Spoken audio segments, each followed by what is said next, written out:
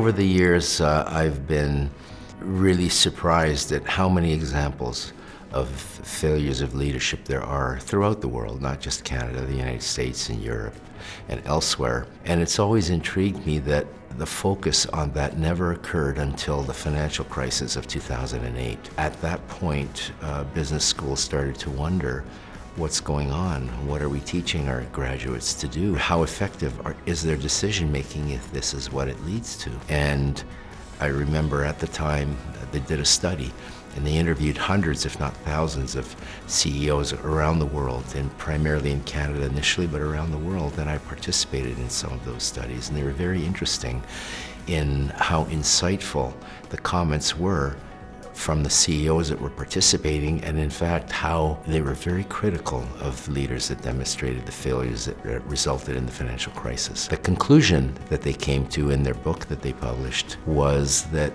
it was not a failure of competence or commitment. The business schools were very good at teaching that. Where they failed was in lack of character. It seemed that it was appropriate to start an institute at Ivey that was focused on character and the teaching of character. And that's how it all started.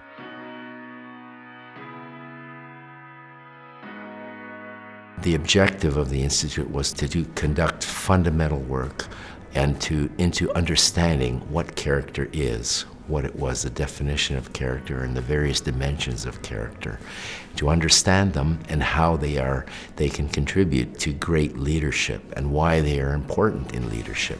And once that became evident, then it became very clear with all of the studies that were also conducted among students and others that leadership can be taught. The evolution of that has been very dramatic and something that Gerard and his team have done a phenomenal job and we're all very grateful for.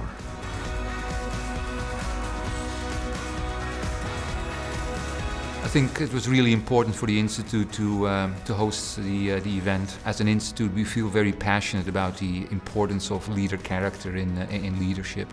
And so it is for us a way to give back to the community and showcase all the good work that we've done, and to challenge people from the public, the private and not-for-profit sector to find ways to elevate the importance of leader character in their organizations. I think if there's sort of one thing that I want people to walk away with today, it has been that all of the presenters today talked about how much they have grown as leaders over time, and that there are these great lessons that they've learned throughout their career and from sitting and participating in events like this that have really helped them to define themselves as leaders. To me, this is something that I know our entire school is very passionate about, is how do you create great leader character and how do you continue to build great leader character throughout your career? So this was sort of like the exclamation point for me, that hopefully it's left everybody with that impression that there is a lot that we all can learn and continue to learn about the development and building of great leader character.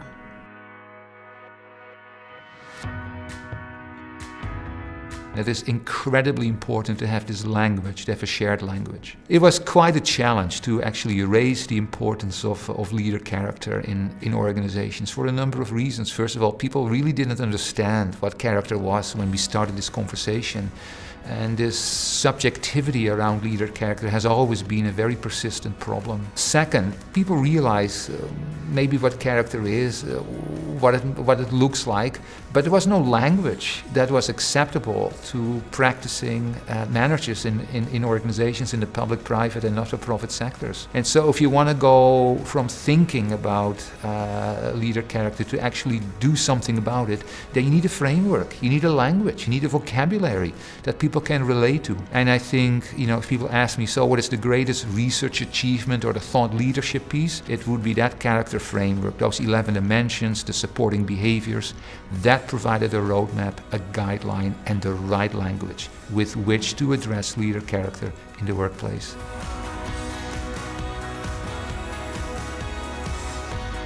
For the past 10 years, I think we have seen a tremendous progress. To put it in a playful way, 10 years ago, we were a couple of people playing in a sandbox and we were having fun.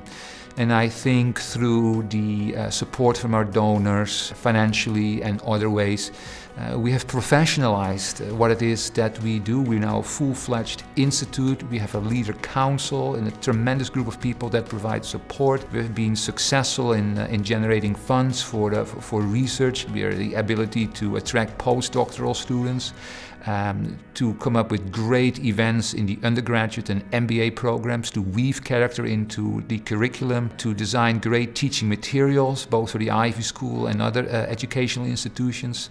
And as we talked a lot about today, kind of the outreach piece. We know what we do well at Ivey. We know that much of what we do is based on sound research. It's time to implement this. The outreach is extremely important because otherwise it becomes the best kept secret at Ivey. The outreach piece, I think, is critically important. It will help the Institute, I think it will help the school, and quite frankly, it will help Western University to be seen as a leader in the education of our graduates.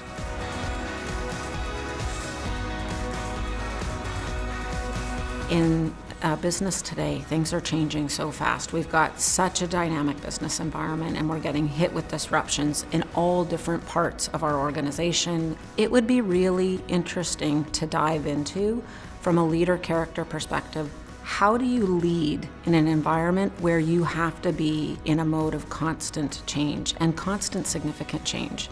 And what are some of those great lessons that we can learn about how to be effective leaders in times of very fast-paced change?